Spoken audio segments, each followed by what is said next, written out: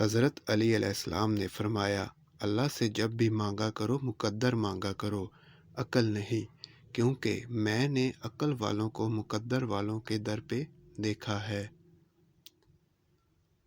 حضرت علی علیہ السلام نے فرمایا، دوست سے سنبھل کر دوستی کرو، کیونکہ ہو سکتا ہے وہ کسی دن تمہارا دشمن بن جائے، اور دشمن سے سنبھل کر دشمنی کرو، ہو سکتا ہے وہ کسی دن تمہارا دوست بن جائے۔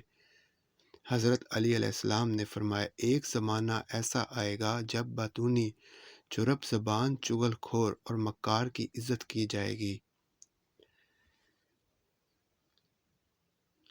حضرت علی علیہ السلام نے فرمایا، جھوٹ بول کر جیتنے سے اچھا ہے تم سچ بول کر ہار جاؤ۔ حضرت علی علیہ السلام نے فرمایا، مجھے بالکل پسند نہیں جس کی پیشانی صاف ہو اور اس پر سجدے کا نشان نہ ہو۔ مزید اخبار سننے کے لیے ہمارے چینل کو سبسکرائب کریں اور بیل آئیکن کا بٹن ضرور